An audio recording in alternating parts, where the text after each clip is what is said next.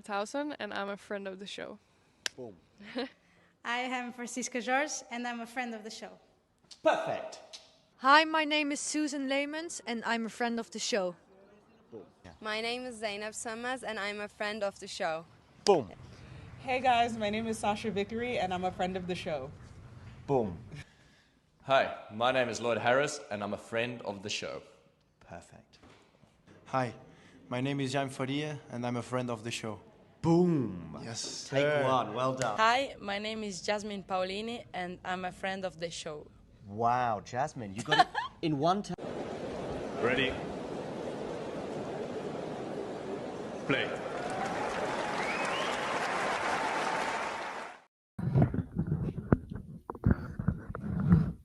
Good afternoon, good evening, good morning, whatever time it is in the world, wherever you are tuning in from. Do not adjust your sets either to suggest why can we see Tennis Tribe there. Well, we'll soon find out because we are here to talk about a novel event, Will, which is the US Open Mixed Doubles. It's come amid great fanfare and not without a little bit of controversy. 3 or 4 months on from when this was announced, Will, are you still kind of straddling both of the two trains of thought? 100%. Yeah, I was actually kind of debating whether or not I should do this. I know a lot of people are not necessarily like supporting this event too much. And I respect that position and I get that position. But I don't know. I feel like my responsibility is to promote doubles and to support doubles in any way I can. Do I wish that this tournament was run slightly differently? Sure. But I also don't think it's going to stay this way. I think it's going to change over the coming years and hopefully in a positive direction for doubles players, doubles specialists, and kind of doubles as a whole. And I also thought that this would be a good opportunity to talk strategy because a lot of these singles players don't have specific double skill sets, and I think we're going to kind of see that during some of this. So I thought it'd be a lot of fun to Yeah, do this I really want you to point it out. I mean, I think I will possibly see it, but you will definitely see it when you see the patterns of play and maybe even the abilities at the net. I've got Rebecca on my screen right now. I am not her biggest fan in terms of net play, despite being a former Wimbledon winner. We'll see if that becomes a factor, but also just some of the other patterns of play and the teamwork. Of course, all of these players will barely know each other in terms of tennis terms. They may have been fortunate enough to have practiced with each other in the last 48 hours, but many of them probably haven't even had that chance if they went deep in Cincinnati. We know who they are.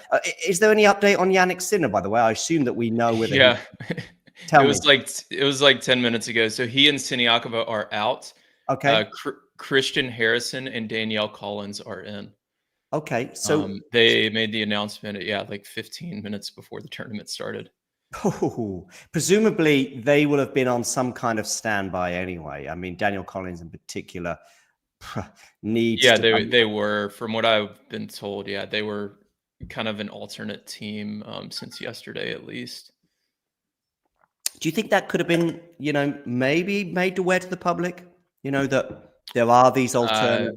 Or do you think that would be too embarrassing for the players? Danielle Collins, obviously, with her reputation, being an alternate and then not making it into the tournament. Yeah, I really don't know.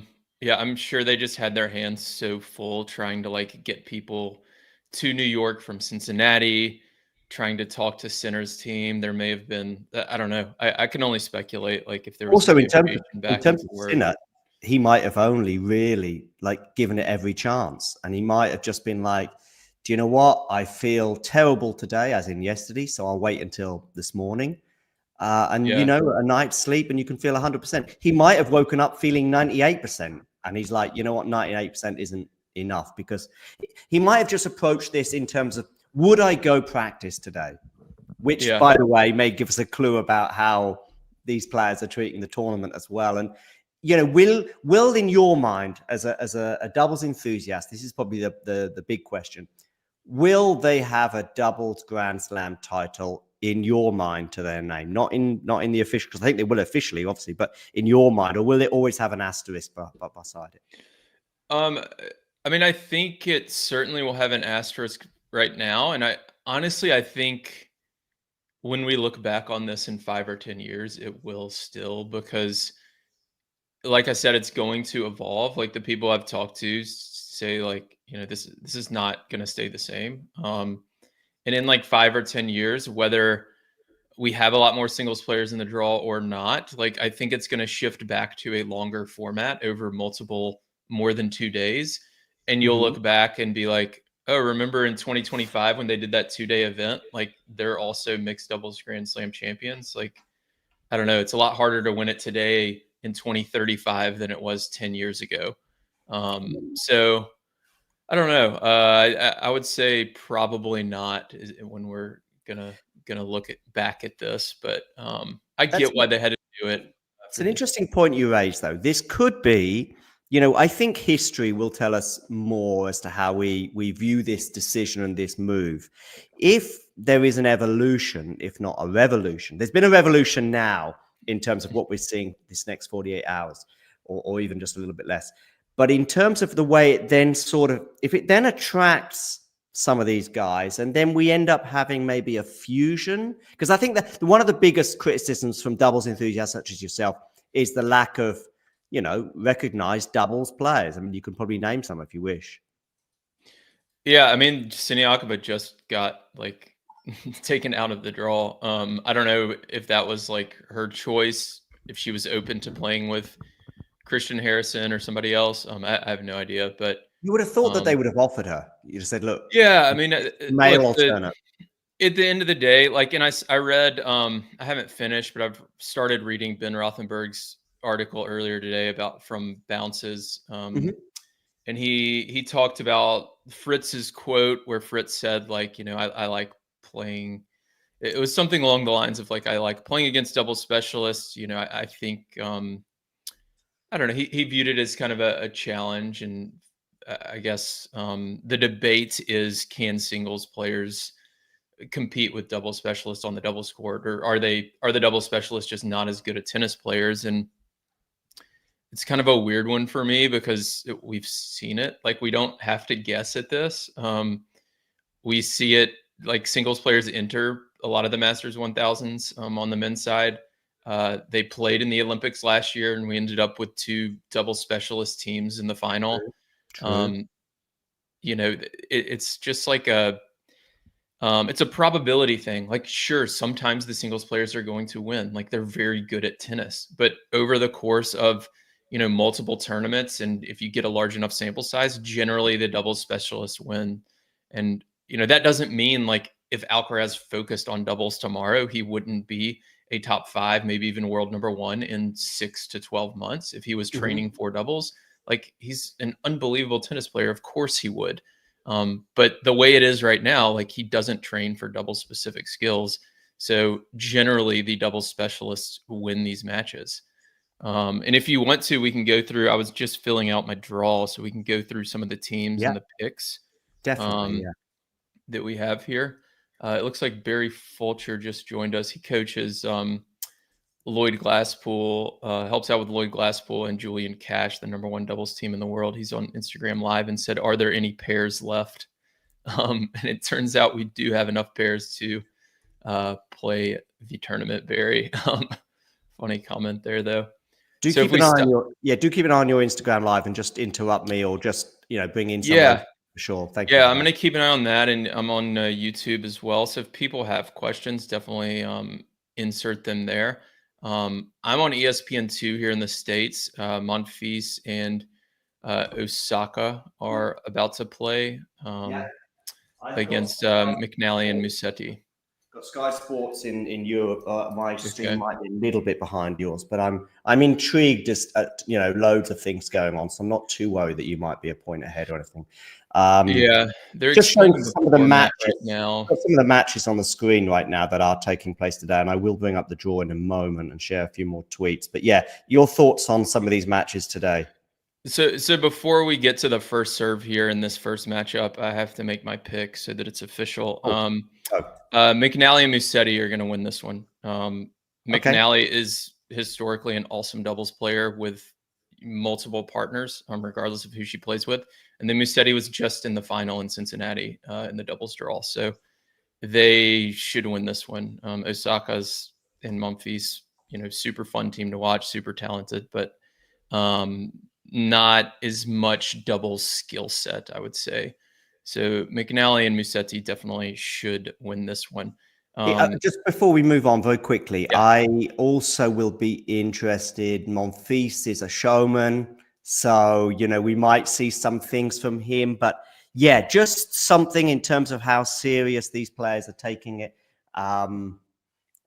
Interestingly, we've got even just maybe the outfits. I'm just looking at Naomi Osaka right now. She looks like she's about to go on a practice court rather than a tennis court, if you don't mind me saying.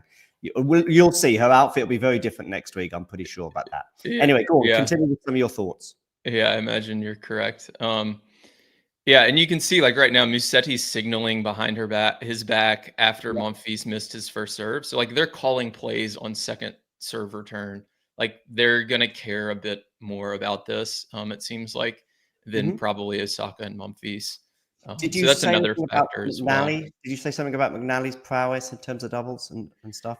Yeah, I mean, she's an awesome doubles player. She made the US Open final with Coco Gauff several years ago. She's had success with Anna Kalinskaya. She's played with a bunch of different partners and won tournaments with multiple partners as well. So she's when she plays doubles, and she's still trying to make a singles career of it, obviously, because of the prize money involved and all that. But when she plays doubles, she's one of the best doubles players on the WTA Tour for sure. So she's a fantastic doubles player. And you can see in this long rally here, Monfils keeps going at her at the net. And like it worked on the very first point of the match. Like McNally missed a volley that she probably would make 8 out of 10 times, but that's going to be an unsustainable strategy. Now, the other thing I have to here, I'm just very interested to see her facing pretty much diagonally towards Osaka. Can you tell us something about that? Yeah, so her eyes, when she's at the net, is that what you mean? Yeah, so just as Monfils is about to serve Musetti on return, and I guess your average doubles player, like i.e. myself, not the average professional, will be facing towards probably the server more or less, right? But she was at a slight angle and looking towards Naomi Osaka, interestingly. Do you know what I mean? Yeah.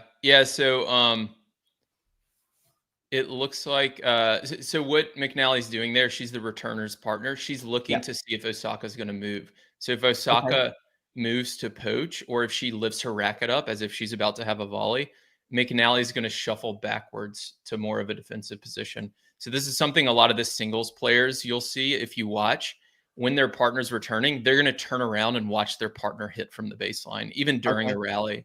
But the doubles players know they have to keep their eyes forward to see what's going on. So when you're playing, Will, you don't, I mean, there is a temptation to look at your partner, particularly if you're an amateur player and your partner maybe is someone you don't trust. Yeah. That's how it feels to me. I'm more tempted to look, but really the right attitude is, do you keep looking forward basically one way? Yeah, the ball has to come off the racket of the opponents. So you might as well just keep your eyes on the opponents and look at their positioning. Because if you look back and then they make a move, you don't see them. And then all of a sudden you look up and you're going to get pegged. So you've got to keep your eyes forward. It looks like we have a comment here at the Net Podcast, chances for Irani Vavasori to defend the title. So I guess we'll start making our picks. They're my pick to win the title. I think they're going to repeat. So you are going for the doubles thing, if you like. So obviously they're in action right now. I've got Rybakina Fritz. Yeah, they had a break point, actually. It looked like, they had a deuce point, it looked like, on Fritz's serve. So they didn't win the deuce point, but a good start for them. So you've got Irani Vavasori progressing. I don't think you need to really explain why, just in terms of you really not only progressing but also winning the tournament. You've really put your eggs in the doubles basket, so to speak, because the casual fan, and let's not forget that 90% of tennis fans, but especially those watching this week or the next 48 hours, will be probably more casual. They'd logo Rybakina and Fritz. Rybakina is a top 10 player, Fritz is a top 10 player. Yeah. Irani is at the end of her career, certainly in terms of singles anyway, but you're really big on their doubles experience, right? Yeah, I mean, a lot of people are going to be like, who is this Italian team? Like, especially the American fan, like they're not going to know who they are, and they're going to be like, how can Rybakina and Fritz lose to these people? Their skill set's better. Another thing is that we have to keep in mind is their effort level is going to be higher. Like they want to win this really bad. Like if they were to face like some of these single stars who are just in Cincinnati, like the single stars are not going to like have the same level of effort or desire, and that matters. That matters a lot. But I did want to mention like one caveat with this scoring format, like anything can happen. It is such a small margin scoring format. Like if you have 1 or 2 lucky points, like you can win a match that you just shouldn't because the scoring format with fast 4 sets, no ad, 10-point tiebreaker for the third, and Irani Vavasori are in the loaded bottom half of the draw. It is by far the tougher half. So who do you think they'll be facing in the quarterfinals? So we've got Williams, Opelka, Venus Williams, of course. There was a few whispers about Serena potentially participating, but that, of course, hasn't come to fruition. So we've got an all-American pair with Venus and Riley up against Mukova and Rublev. I think it's a really tough one to call.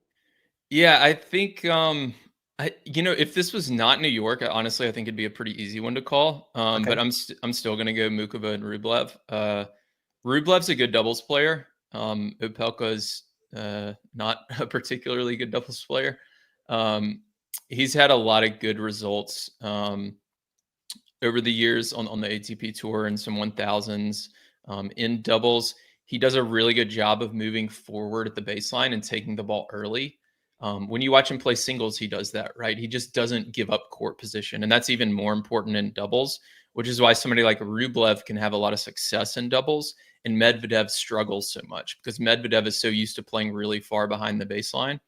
And that allows the net player plenty of time to read the ball, to make a move, to poach. So Rublev is actually a pretty good doubles player. And then Mukova just has good ball skills, right? Yeah. Like she's got good hands. She gets to the net more than a lot of players on the WTA tour. So I think they're a really strong team, actually. And I wouldn't be surprised if Opelka and Serena, Venus, keep it close, just because they're going to have a big crowd behind them. It's going to be high energy. Serving as well. Mukova, so if Opelka serves well, like he'll be, impossible to break. Just to interrupt you, did you see that point where Osaka and Monfils were so far apart, it made it quite easy? I think it was Musetti just hit a forehand down the middle. I don't know if you've seen this point here where Musetti just hits it right. It's like an open goal in soccer, basically, because they're so far apart. They're too far apart from each other at the back of the court. And that's clearly a sort of lack of experience, either playing with each other or doubles, I think. Yeah. I think the court positioning thing is huge. And it's like really, really tiny margins. Even among doubles specialists, like some players get it more right than others. And it's within like 6 inches or less. Like, got it. Okay. The windows that they're trying to cover, have to be super, super precise. And for a team like Osaka and Monfils who don't play a lot of doubles, like you can see Monfils just try to poach there. If you watch this point, he tries to poach and he's moving laterally just inside the service line. Like that's just absolutely not how you poach in doubles. You've got to be closer to the net. You've got to have some forward momentum. And he gets burned up the line because he also moves a bit too early. Did you, sorry to interrupt, but you mentioned poach a few times. Basically poach is obviously if you sort of move over to your other partner's half and just sort of steal the point. There are some risks, of course, in that because you might misinterpret and get exposed. But did you see Sharapova I can see what you mean there with the poach. That's exactly what I just pointed out. You expose yourself unless you're both in sync, if you like. But the reason why I'm interrupting is because Sharapova was on this thing called Hot Wings. Are you familiar with this YouTube channel where people are like basically trying to burn everything they've got on in terms of their body? And she sort of was asked some random tennis questions. What does poach mean? I think she couldn't answer it. She didn't know. Oh, really? That's funny. I didn't see that, but I do know what Hot Wings is. And So she's on there. a lot of the She's not It sure. is kind of hard to define. It's like because it can be during a cross court rally or a down the line rally. You're Yeah. at the net, your partner's back at the baseline, and you're trying to intercept the ball, basically. We have another question on Instagram from one of my friends, Pushkar. So they didn't give a chance for Siniakova to pick a new partner, and they gave entry to Danimal and Harrison. That's my understanding. I don't know how it worked. Okay. I mean, maybe all the players, when they enter, they know that when their doubles partner goes out, there's also a chance that they are told, sorry, you're not in either. But I just think that maybe that is something they could think about in future entries, future efforts, because I think clearly beforehand, Jack Draper went through quite a few different partners, didn't he? And they kept him. Now, this is a slightly different scenario because it's last minute. But yeah, maybe even maybe these conversations were had ahead of time. I don't know. Do you want to keep going with your predictions, by the way? Because I've got quite a few matches on the screen right now. Yeah, let's do it. I've got the bottom half, that stacked bottom half you were referring to. So I've got Townsend and Shelton against Anisimova and Runa later on, and of course Townsend is extremely experienced at this. This is probably my biggest, I guess, lock of the first round. I just do not see Townsend and Shelton losing this match. Yeah, Shelton's been doing pretty well on the doubles tour this year, no? Yeah, he in Toronto he made I think the third round and withdrew because he was still in the singles. And he's a solid doubles player. He has pretty decent skills at the net. He can be a little erratic from the baseline because he just goes for a bit too much because he's so talented. But he's a good doubles player. So Shelton and Townsend are a really strong team, and I expect them to win this one in straight sets.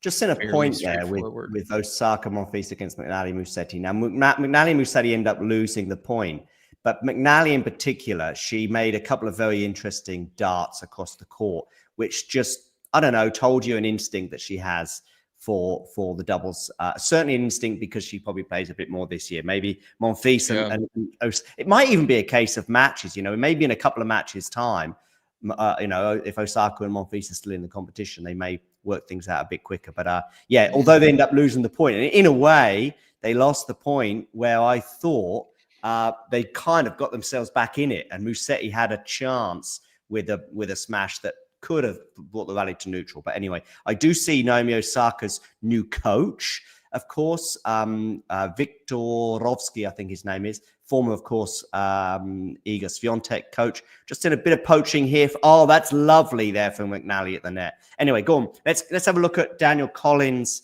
alongside Harrison. That's the new entries that we highlighted at the beginning of the program because Siniakova and Jannik Sinner have pulled out.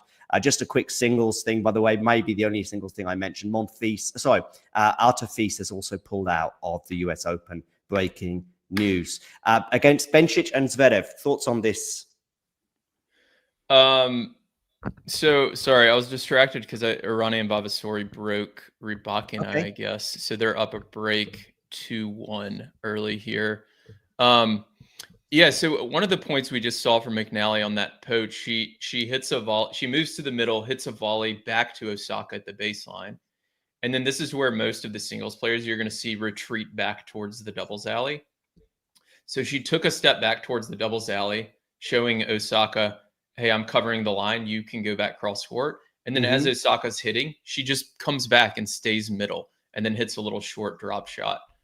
So I think that was the one that had you so impressed. And it's just taking away the middle and kind of faking a bit and knowing how to kind of put the baseline player under pressure. And that's what you're going to see from these more doubles oriented players that you don't see from the singles players. And they're showing Irani Vavasori title last year.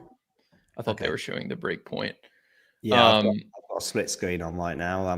Not because I'll put it on, but Sky Sports are giving it to me, which is nice. So I can see Irani Vavasori up a break. She also has the touch, McNally, as well, to execute that last volley.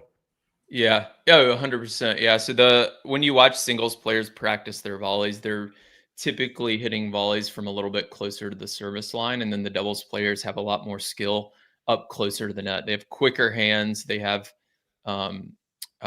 they're able to hit with more angles. Obviously, the court is wider on the doubles court, so they just practice those things a lot more. But ultimately, a lot of it's about positioning. Like it's skill set for sure. Like they're used to playing up there and have the ability to react a bit quicker and hit those sharper angles. But just being up at the net a little bit closer in the right position, even if you don't hit the volley clean, a lot of the time you're going to see some kind of winners off the frame and different errors that you're able to force just by applying that pressure. Okay. So let's have some more predictions as well. So Collins, Harrison against Bencic, Zverev. Which way are you leaning and why? Okay. Yeah, so we're staying in the bottom half here. I think it's the last one in the bottom half that we haven't dealt Yeah, with. I think Collins and Harrison for this one. Danielle's had some okay doubles results. She's more of a baseline player, and as far as doubles players go, Christian is also a baseline player. He plays a lot of two back with Evan King, his partner. Zverev does play a good bit of doubles, but he's not I don't know. He plays a lot with Marcelo Melo, who's a good friend, and he's not necessarily when he's not smashing the umpire's chair. That was in Acapulco, I think, and that was in a doubles match, wasn't it? Oh my gosh, Musetti just jumped over McNally for an overhead. Okay, and did he pull it off? Because I'm about 30 seconds behind. Yeah, you're behind. Oh, and then Osaka missed a volley. That was a wild point. Okay. He made the overhead. He didn't finish it. Okay, gotcha. I don't know that I would have taken that from McNally. She's got a pretty good overhead. But anyways, I think Collins and Harrison, they'll also have a big home crowd. Zverev isn't like a super strong doubles net player. Got it. So I just think Collins and Harrison, especially with the home crowd, are going to be slight favorites here. I wouldn't be shocked if Bencic and Zverev won, but Harrison's the only true kind of double specialist on that court, so I think that's going to help as well. I've just seen the end of that point now with Osaka putting that ball in the net. Yeah, very interesting. I mean, I think Musetti went very male dominant, let's say, and he did apologize at the end. Yeah, but, McNally's not somebody you need to do that with. She can hold her own at the net. She's a very strong player. I think if he was playing with one of the singles players, then sure, like go for that. But I don't know, that one you probably leave. It looks like Vavasori is serving for the first set here. And you can see like Vavasori and Irani are running I formation here against Rybakina. Rybakina can't get the ball by them, by Irani at the net, and Irani just cleans it up and puts it away. Just a quick rules thing. It's first 4 games, right? It's first to 4. Yeah. Yeah, so that's why Irani and Vavasori are leading 3-2 and serving for that first set. And it's if it goes to 1 set all, then we get like a 10-point tiebreak, right? Correct, yeah. And then at 15 love, Vavasori serves and volleys against Fritz. And then Fritz misses a backhand wide. Vavasori and Irani are getting both players to the net, applying pressure, and then just forcing errors. It's a pretty simple formula that the doubles players are going to be able to execute against these singles players. It doesn't matter how good your ground strokes are. These doubles players have such good hands at the net. They're able to stay in the point. More times than not, they're going to be the better team. Now 40-15 for Ronnie Vavasori. So he's got triple set point here. Indeed. So let's go through some of the draw a bit more. Sure. Let's finish up the bottom half. So we have Collins and Harrison against Townsend and Shelton. This is another like kind of simple pick for me. I think Townsend's just a better doubles player than Danielle Collins. No disrespect to Danielle, but Townsend's, I think she's still number 1 in the world right now. And has proven that she can win with multiple partners. So Townsend and Shelton, I think probably take that one.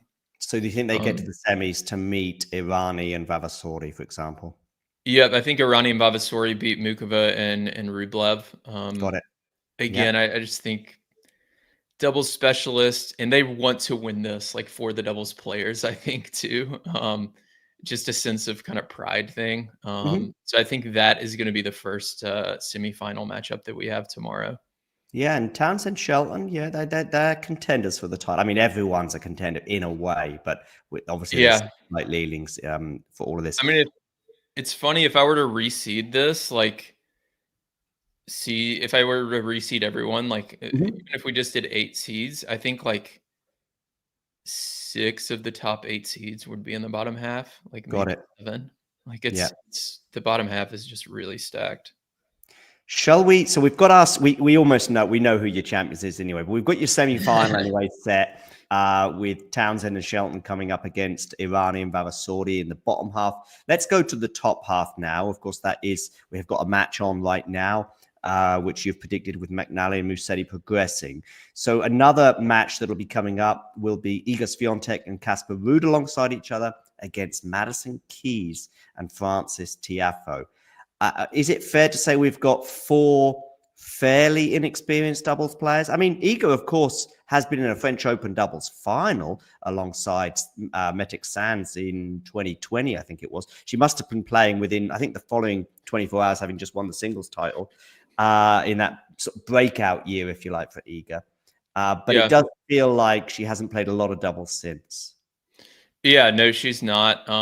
Casper Ruud's played a good bit of doubles. He played a lot with his good friend Will Bloomberg, who was a doubles specialist. Oh, yes, of course. Who retired last year, right? Last year, I believe, yeah. So he's got some good experience in doubles. And then Keys has had some good results. She's not a particularly strong doubles player, but she's had some good results. I think more so on the clay, I believe. I think she made like maybe a French Open quarter or semi, something like that a while back.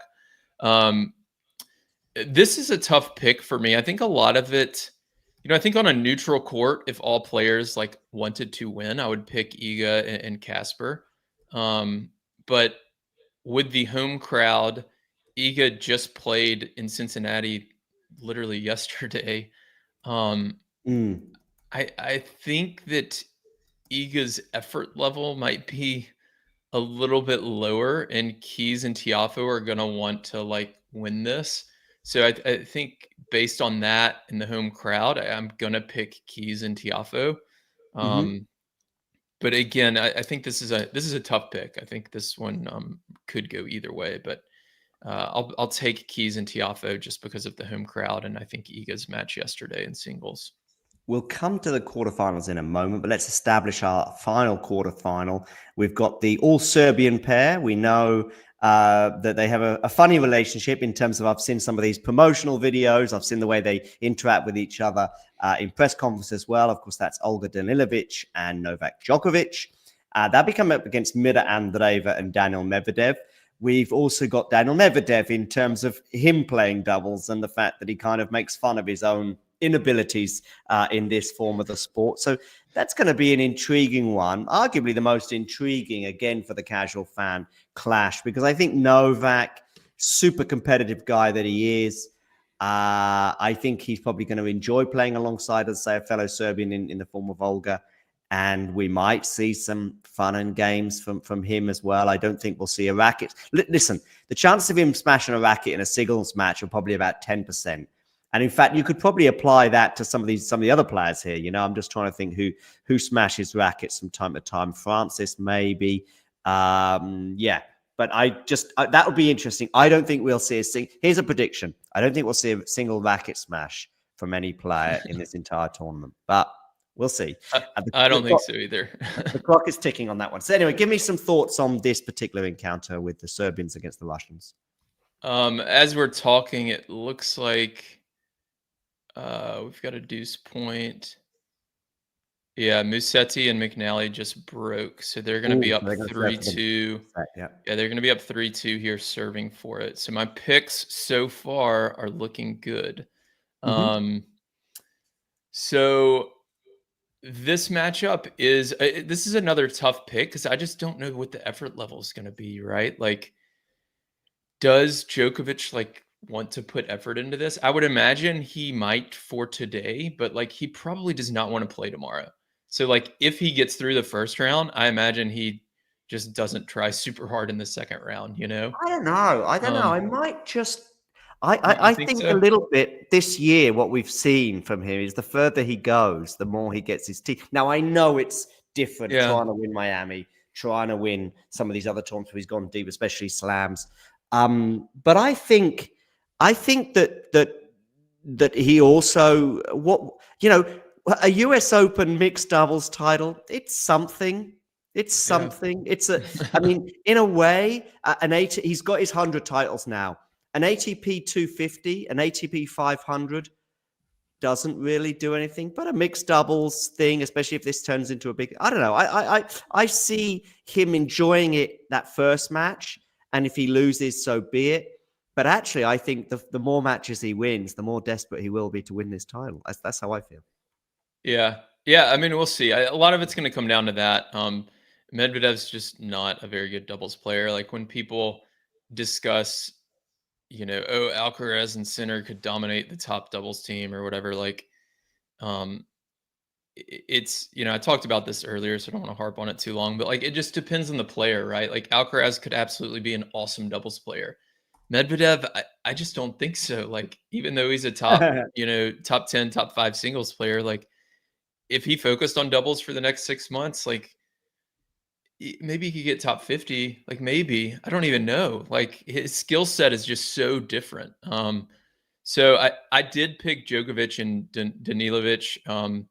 She's had some good doubles results recently. I think she's going to have a high effort level.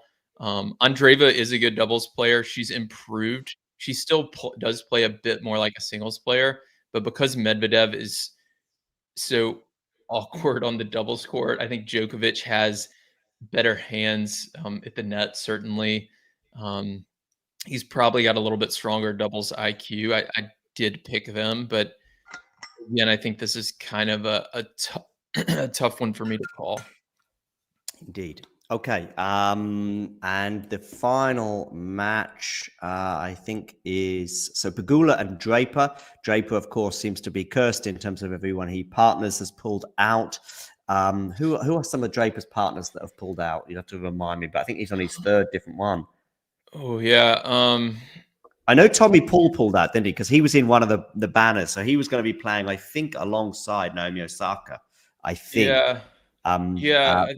Jack Draper was Kim Wen-Jeng. I think Kim Wen-Jeng was one of his partners who's pulled out for the entire tournament. And maybe Badosa, who I think has also pulled out the tournament in its entirety. Anyway, those two, Pegula and Draper, are going to play. Probably the name when it dropped was like, oh, okay, yeah, we've seen all the memes, we've seen all the jokes. They both seem to be quite keen to play doubles with each other, and that's going to be, of course, Emma Raducanu and Carlos Alcaraz. I think this will probably be the most intriguing and the most watched match because you've got some American stuff going on there. You've got a former US Open semi-finalist in the form of Jack Draper, but of course the star factor provided by Alcaraz and Raducanu, who've both, of course, won US Open singles titles, will certainly draw the eyes to the TV sets. Yeah, no, this will be a fun matchup. Oh, what a backhand by Musetti. This is a really good point here. Oh my gosh, he missed an overhead to end it there. Anyway, so this will be a fun matchup. I've got Pegula and Draper. With Alcaraz playing yesterday, I know he only played like 5 games or something. And then the travel day, I don't think Raducanu's played a whole lot of doubles, and I don't think she's probably a particularly strong doubles player. No. Pegula has, and Pegula is a good doubles player. So I think that's probably where the difference is. Yes, of course, Pegula with her legendary partnership with Coco Gauff for so long. Oh yeah, I've just seen that smash that Musetti missed. It was on the stretch. It was not a super easy smash, but it looks like he's got a set point here anyways. So I give the edge to Pegula and Draper. This is another one where the effort level is going to matter. If Carlos tries super hard to, he wants to. He might do. Mixed is one of those weird things. Like, if he actually has a crush on Emma Raducanu, Yeah, if he does, I think he might yeah, try to might. show off and be like a Yeah, superstar. which could go either way. I mean, he does try to That's show true. off anyway. So Yeah. one thing about Alcaraz, interestingly, of course, he played doubles last year alongside Rafa at the Olympics. I think from their first match, which I think they won, there were some compliments towards Rafa, and Rafa's always been regarded, amongst the big three as probably the most capable doubles player. But there were some compliments for Rafa after that first win, and a little bit of criticism about Carlos. And yeah, I think Carlos does have the skill set to be a good doubles player. I mean, he's got that touch. He's an all-court player. The drop shot is not really a thing in doubles. Is that fair, or where do we stand with the drop shot in doubles? It is at the net.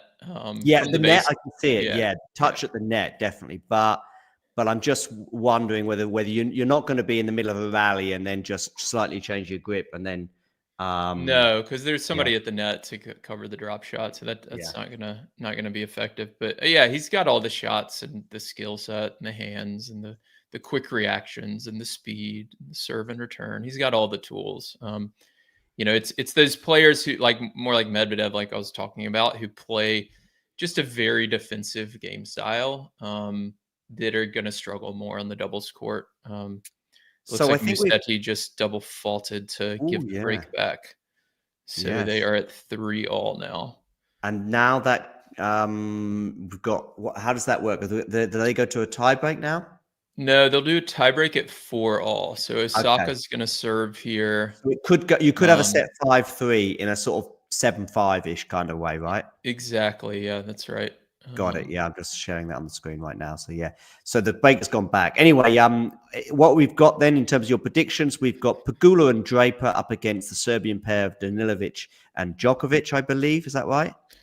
Yeah, I've got Pegula and Draper in this one as well. Okay. I think Pegula, this was more of a pick for like Djokovic's effort level. And after what you just said, like maybe I'm wrong on this. You follow Djokovic's career more than I do, since I'm so focused on the doubles. But for me, I just figured that he wouldn't want to have to play more mixed doubles tomorrow. But if I'm wrong and he tries really hard, it could go either way. I also don't think he's played a huge amount of tennis. I mean, he didn't play a single warm-up. That's true. Yeah, that's true. Didn't even play Cincy. So I also think, we won't be looking at him in 10 days from now, struggling in a fifth set of a semi-final, for example, at the US Open, going, oh, I bet he regrets playing that mixed doubles 2 weeks ago. Yeah. I think a mistake here. Sorry to interrupt. Mistake here from Osaka. So Osaka's down love 15, serving to McNally. McNally hits a relatively weak return back cross court, and Osaka tries to rip a forehand down the line at Musetti. So again, this is like the singles players trying to win the point from the baseline because that's what they're so used to.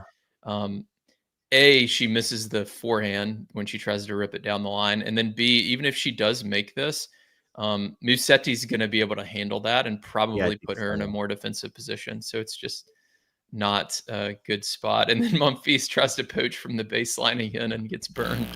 He has no clue. He has no clue what to do. That's so funny. All right, where were we? Sorry. So now we've got our quarterfinals, and I think you're going for Draper and Pegula over the Serbians. And who are you going for with? Did you plump for the Americans, Keys and Tiafoe, to progress over Ruud and Swiatek? Am I right? Yes, I had Keys and Tiafoe, so they would play McNally and Musetti. And what are your thoughts there then? Yeah, I've got McNally and Musetti. I think they're just better doubles players.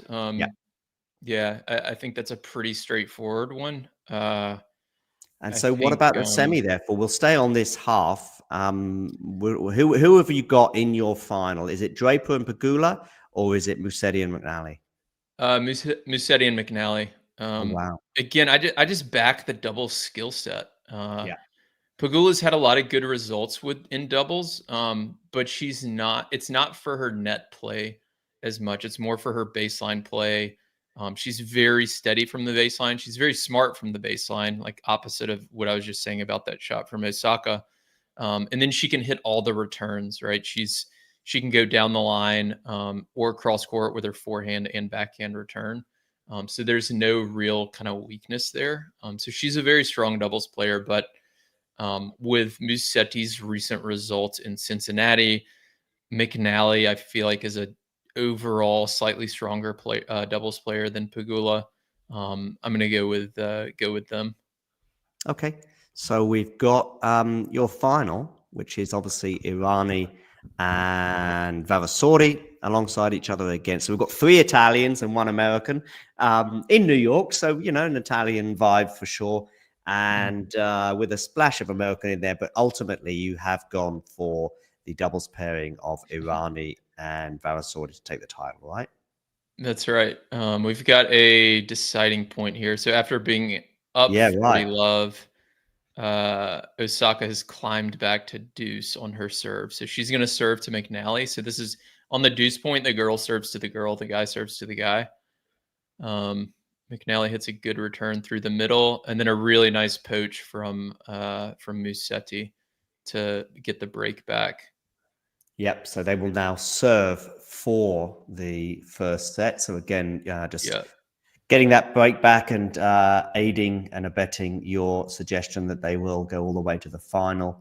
McNally's going to serve for this set here. So yeah, this is probably, I don't know. I wonder, like, if you ask the US Open, what's the final you want to see the least? This might be close to it. McNally Musetti against Irani Vavasori. Just from like an ESPN perspective. The final that they would want would be Alcaraz Raducanu, and from the bottom half, probably Venus Williams and Reilly Opelka. I mean, just Venus anything Williams. with Venus. Yeah, 100%. They wouldn't mind, obviously, Shelton and Townsend, I think.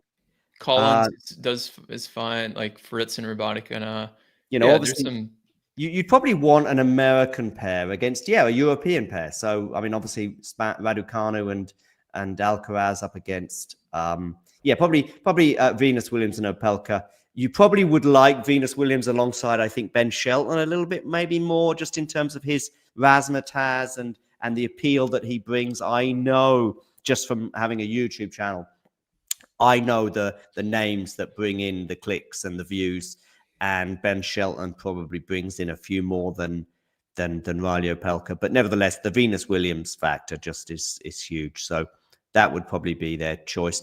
I don't think they would mind Taylor Fritz and Elena Rybakina either. I think that's okay, just because they're obviously 2 big names on the single sides, and it does include some American flavor there. But the final that we think that they'll get would certainly be pretty low, if not at the bottom of their choices.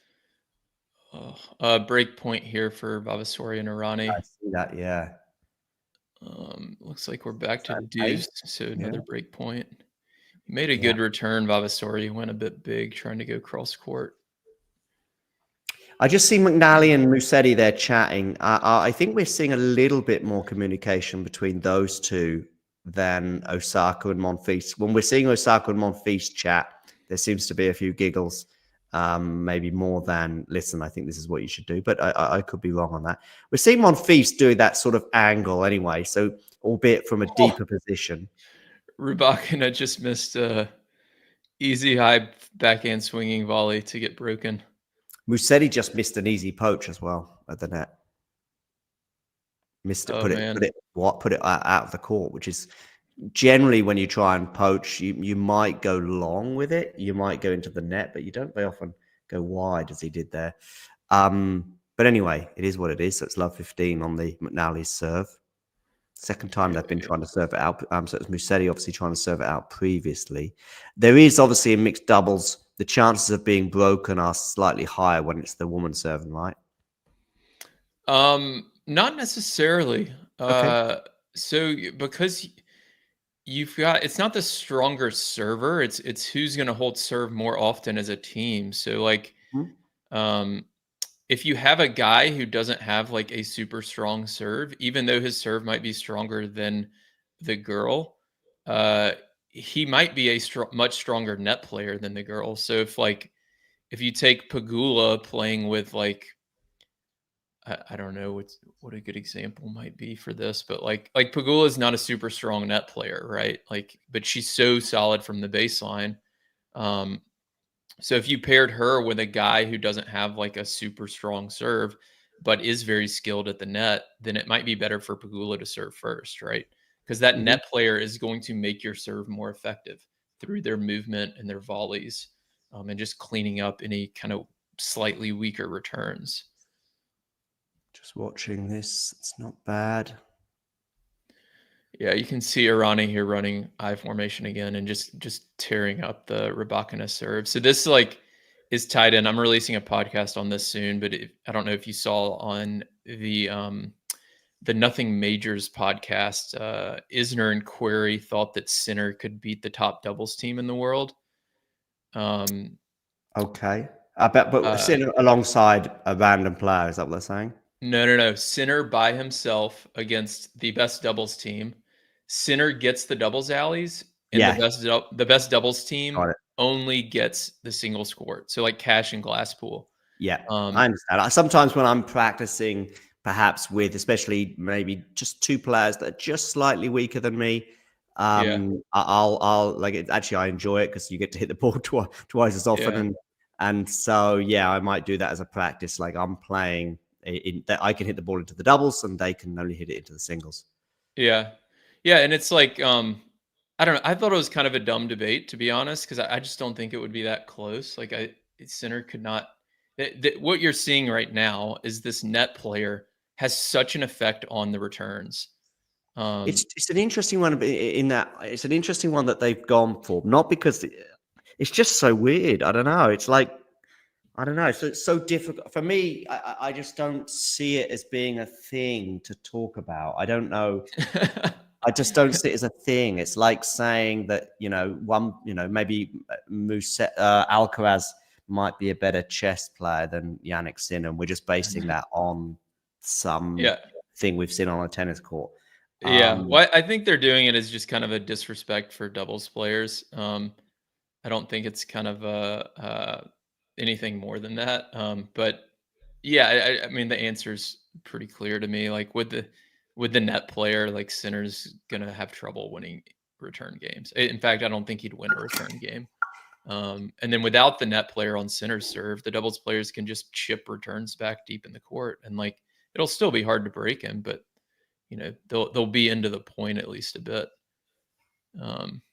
Got a deciding point here with Osaka and Monfils against McNally Musetti. It was something I wanted to mention. That match, Vavasoria and Irani win 4-2, 4-2. There you go.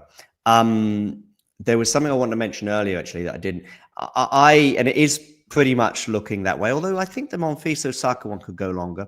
I think you could, with most singles matches, that obviously go 3 sets, those matches, you're saving somewhere between 40 minutes and 3 hours of your day to watch.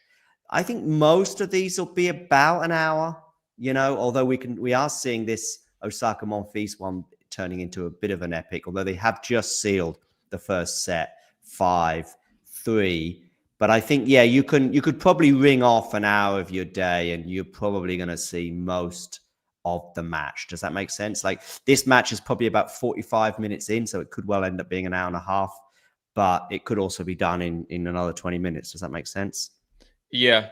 I mean, the scoring formats, because they did this on purpose, right? Right. They wanted to get this whole tournament done in 2 days, and they're not going to convince these players or a lot of the singles players to just play coming full doubles matches. Back to the efforts. I think the scheduling of these players will be interesting. I think that you'll still see them practice. So I think Djokovic will probably have a practice and play. Now that, of course, may depend on how the doubles match is, also the timing of it. If your doubles match is at 11 a.m. and you're feeling a little tired on this particular day and you've also booked a practice court for 6 p.m., well, maybe you might cancel your practice if you have a super, super epic encounter and you are feeling weary. But I think even Novak Djokovic in his late 30s, I expect him to be practicing for an hour and playing for an hour, a doubles, for example.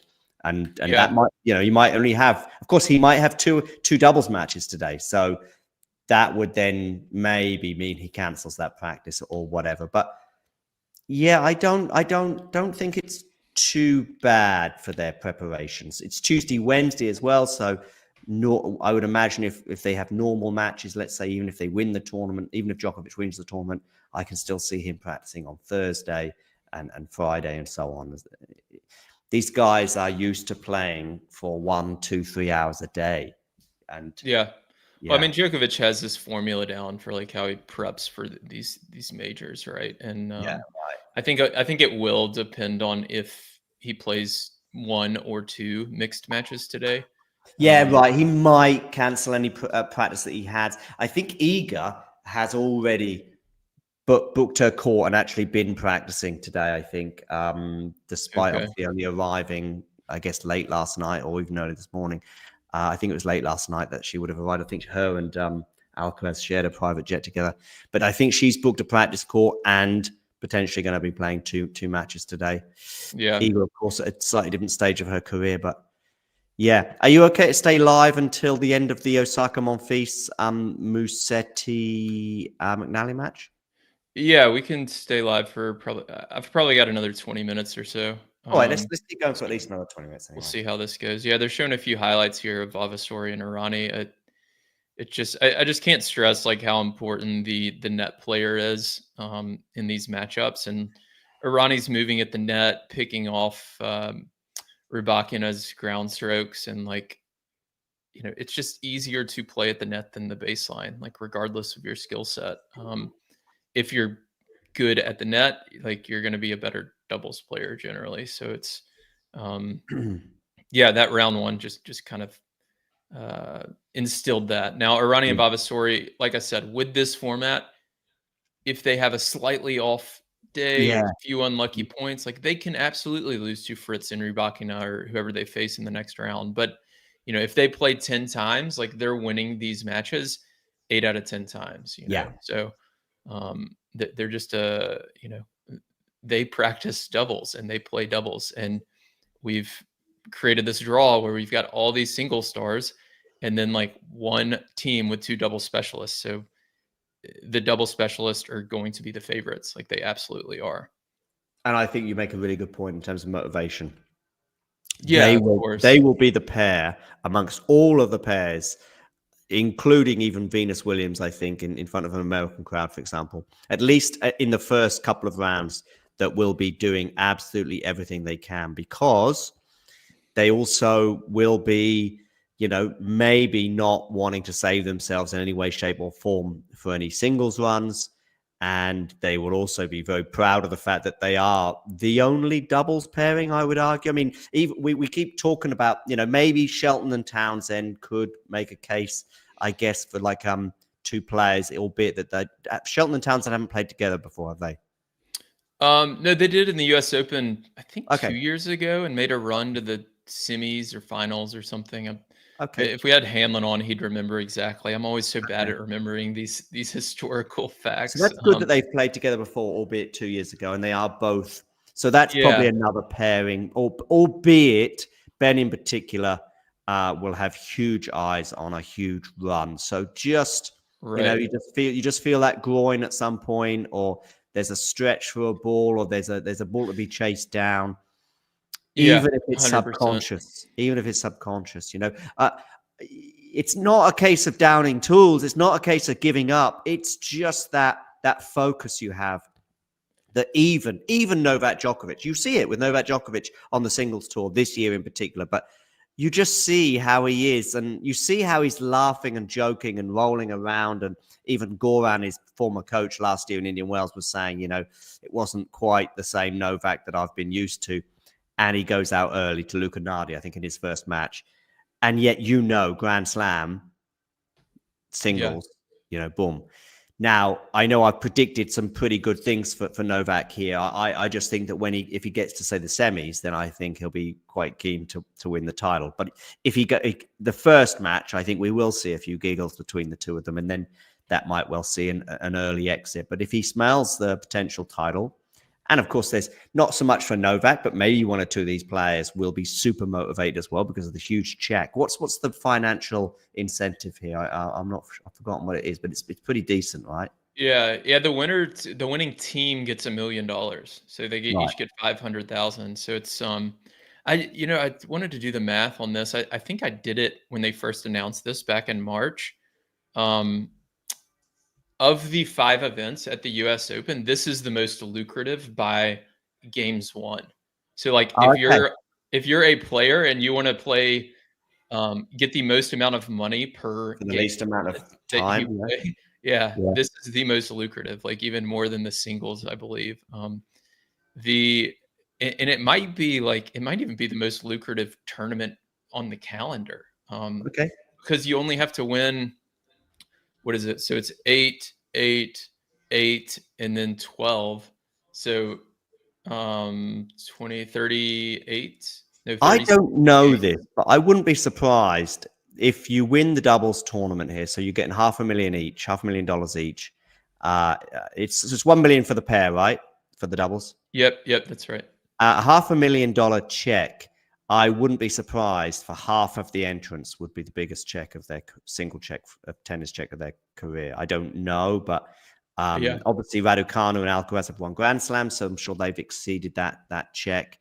But I don't know what Draper got for a semi-finals at the US Open last year, but it may well be dwarfed, may well be like a couple of 100,000. I don't know, maybe a bit more, probably a bit more, maybe $1 million. Yeah. But yeah, some of these players, Danilovic, I would imagine, would be the biggest check of her career. If you haven't made a semi-finals at a slam, so McNally probably would be the biggest check of their career. Harrison might well be the biggest check of their career. So there's quite a few players here that will be the biggest check of their career. So I don't want to be all obsessed with money, but it is a factor. And of course, Arani and Vavasori, of course, have had great success in doubles, but it will be the biggest checks, I would imagine, of their doubles careers as well. So Arani, I think, has had a French Open final, so perhaps she's got a nice check for that. But yeah, I don't think that can be completely ignored when it comes to the effort levels as well.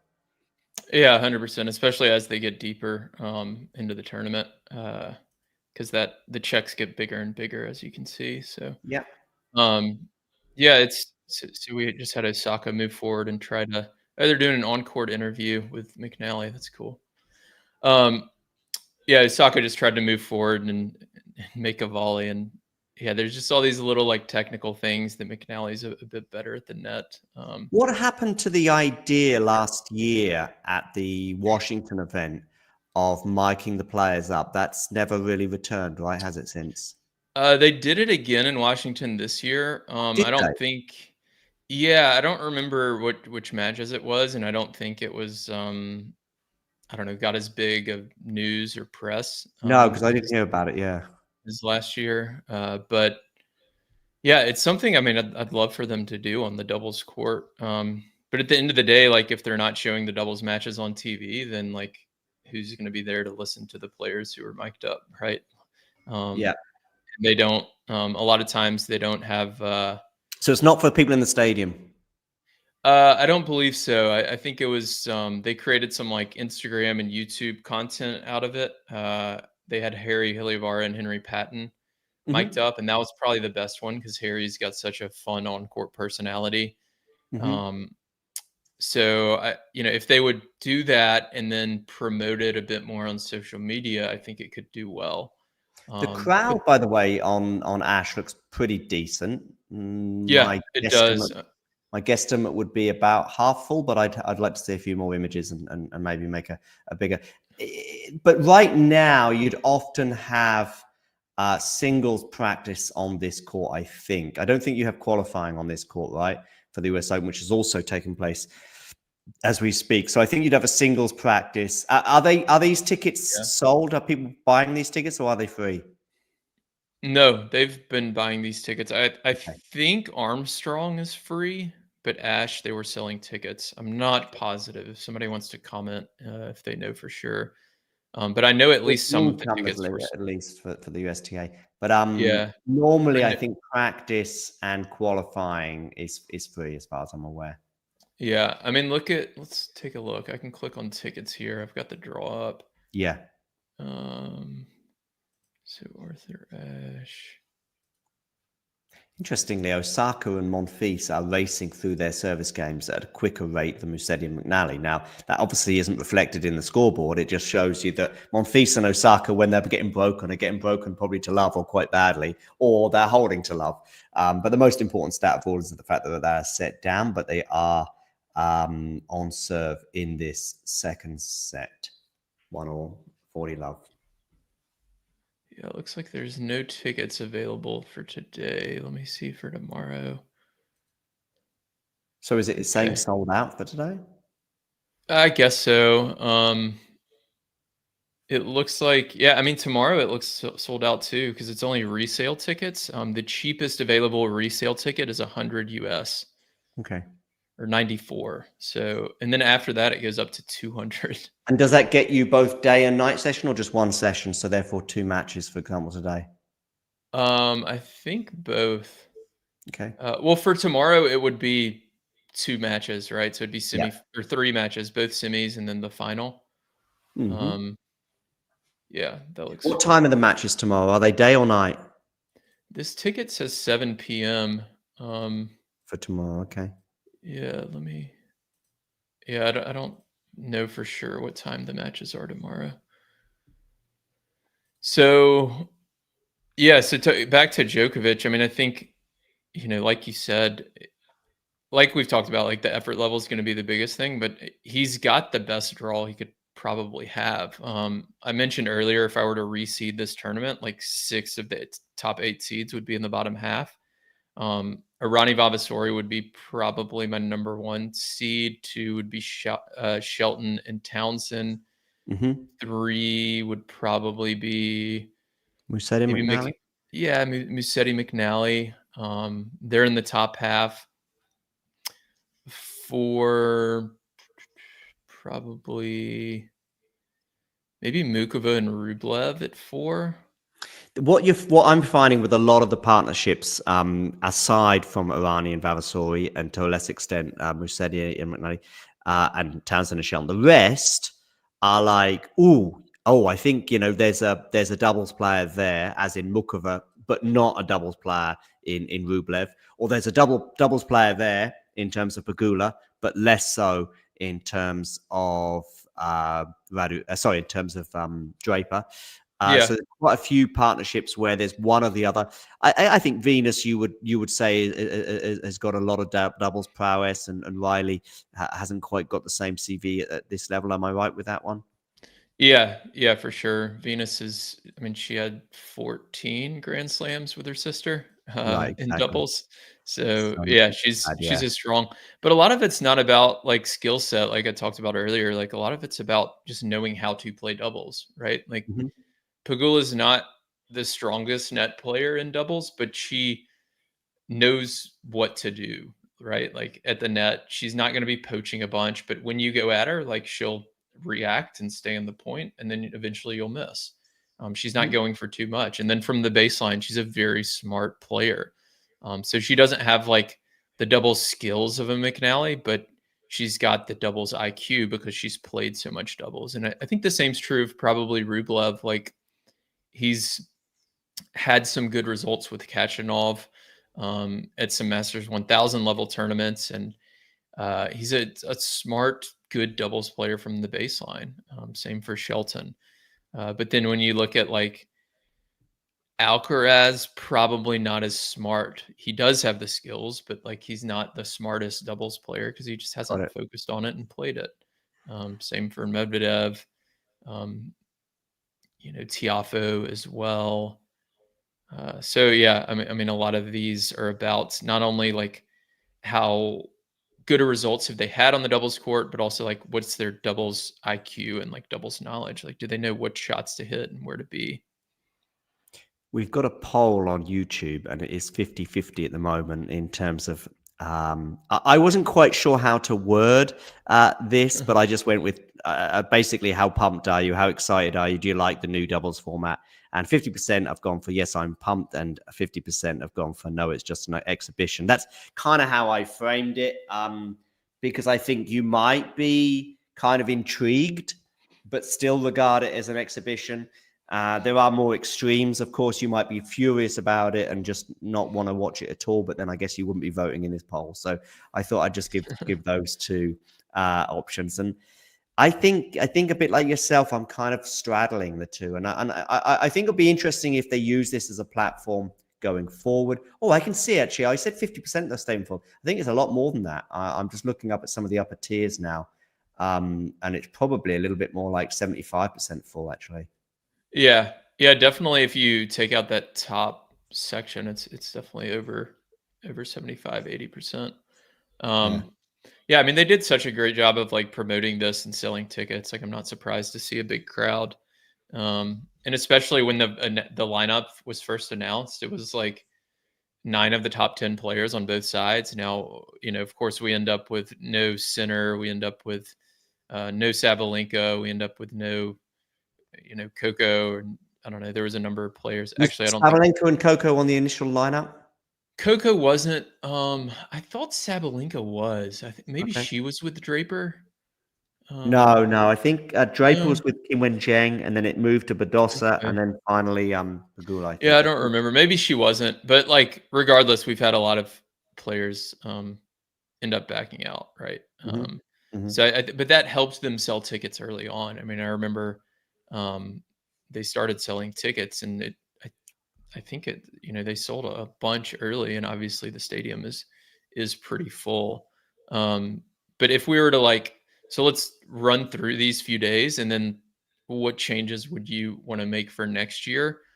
One idea I had to get, this seems like a scenario where everyone can win. So next year, let's say they run the same format, 16 teams. Maybe they expand it to 32.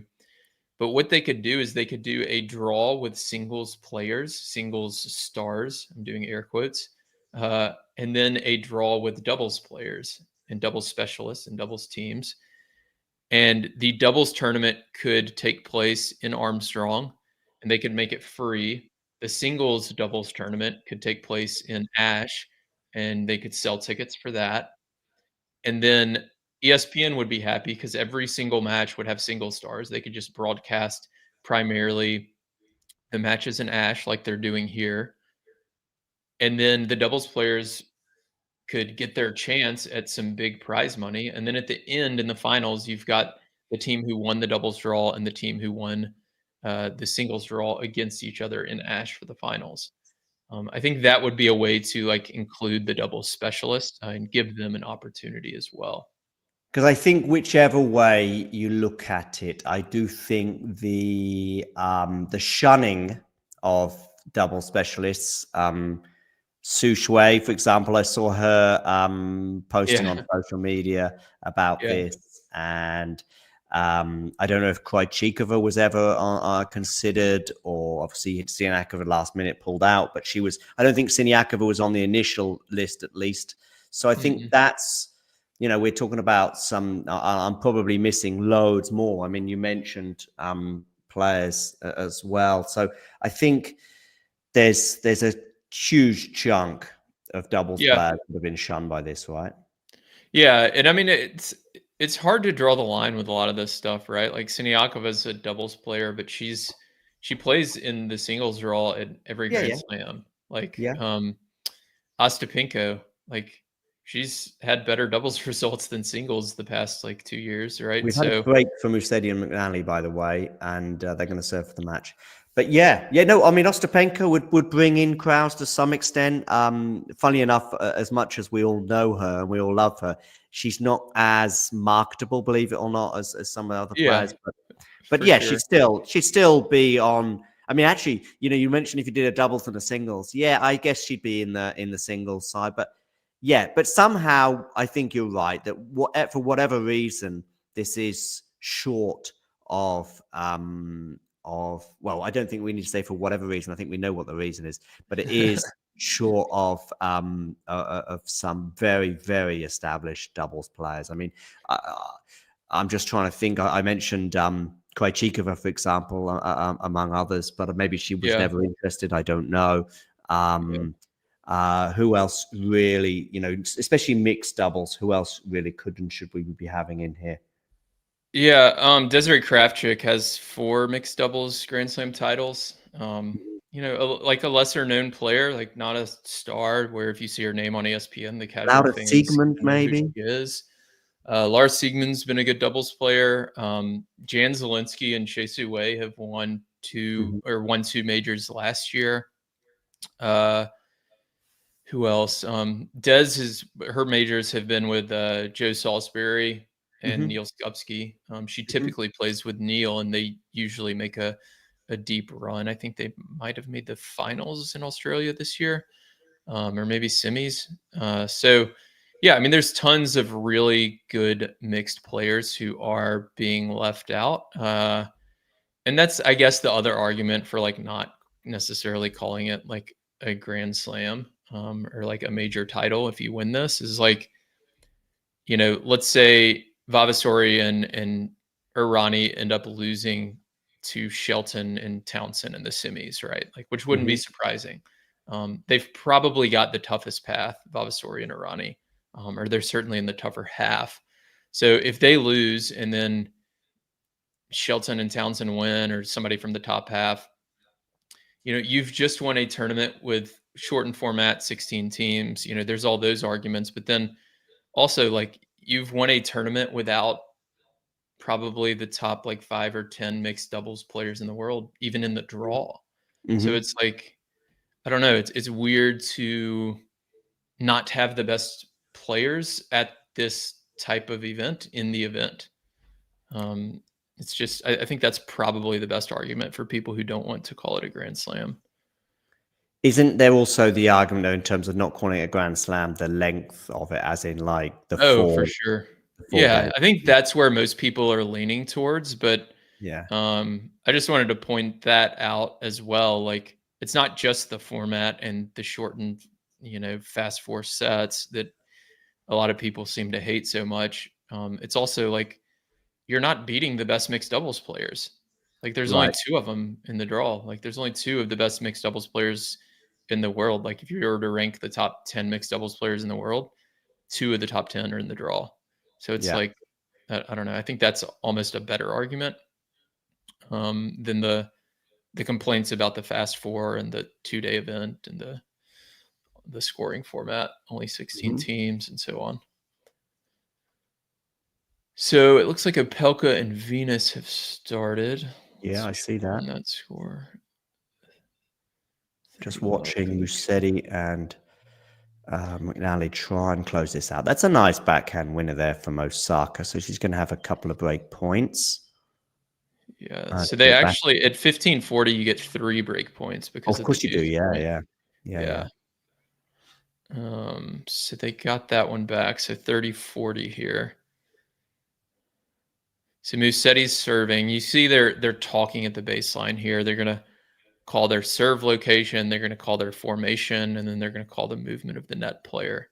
So they're in regular formation. Musetti takes a bit more of a kind of single stance on the serve, and he serves T to force a return error from Monfils. 127 down the T. That's a really, really strong serve. So now they've got a match point. So it's deuce. He'll serve Monfils in the ad court again. Match and break point, right? Yeah, match and break point. That's why the no ad format is kind of fun. I mean, I like it personally. I know a lot of people don't, but yeah, I don't mind. In doubles, I don't mind it. I just love how it works in singles in a way. So he served to the backhand that time, and Monfils is ripping forehands at McNally. She's holding up, and he missed a forehand long. So McNally won that kind of exchange there to win the match. Yeah. Which is kind of a fitting ending, right? You have Monfils, the male singles player from the baseline, and the doubles skilled player in McNally at the net. She kind of holds her ground at the net, makes 3 volleys, and then eventually draws the error. I'm wondering if this doubles prediction game is a little easier than certainly when you've got so many singles players than it is the singles draw, because I'm not allowed to bet on tennis because of various reasons, but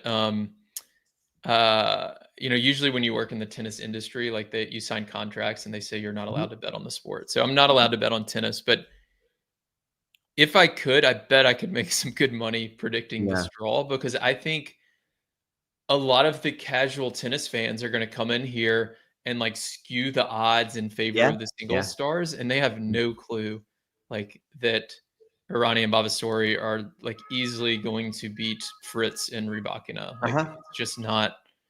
So I don't know. It's an interesting opportunity for people listening. If you are a gambler and you're allowed to gamble on some of these matches, you know, take my predictions for what they're worth. Again, it's fast forward, no ads, so anything can happen. But I think it's the more I look at this crowd, the bigger it gets. By the way, I said 50%, but yeah, it's certainly 75 plus, but might even be even more than that. I'm just looking around. It's actually some of the lower seats that there was obviously gaps for, which obviously would have been some of the most expensive. Monfils, I've seen him smash a few rackets before. Certainly no racket smash from him. Naomi Osaka can continue her practice elsewhere. And so is McNally and Musetti that progress. 8 career doubles titles for McNally, including two finals as well at the US Open in doubles. Musetti's had 2 major semi-finals in doubles, and no, maybe that's singles, because he certainly made Wimbledon semi-final before, but I don't know if he's got any doubles prowess. I've got an Olympic. I'm just looking at a caption on the screen. Olympic. I mean, just recently at Cincinnati, right? He was in the final. Oh, for the doubles, you mean? Musetti, yeah, right, yeah, true. But we've also got some single stats here for him. But anyway, all right. So McNally, Musetti progress. I'm just going to go back to the draw just one very quickly. No, it's not. I was just thinking for a second that Musetti and McNally are in the bottom half, but they're not. Anyway, all good. Listen, wonderful to have you, Will, taking us through that, some of the tactics, some of the likely outcomes as well. And it's fun-ish, but for pure, it's kind of going the way it is. It's fun-ish, but also for the purists, I can see playing it. But also, if you're a purist, you will be pretty keen to see Vavasori and Irani go far, and to a lesser extent, some of the other players that we mentioned that obviously got doubles prowess and doubles histories, but. Yeah, the John Isners and Andy Roddicks of this world will probably be less keen on the Vavasori and Irani win, that's for sure. Will, big thanks for joining us today. Do make sure you hit the like button. Do make sure you subscribe. Check out Will, the Tennis Tribe. Check out their website that he has alongside Hanlon, and podcasts and all sorts of stuff as well, especially on social media. Some of you as well have been tuning in on their YouTube channel, and some, of course, have tuned in on the Talking Tennis YouTube channel. Thank you for joining. And for everybody, you know the drill. If you enjoyed this video, make sure you hit that like button. Don't forget to subscribe and click that notification bell so you don't miss out on all things tennis.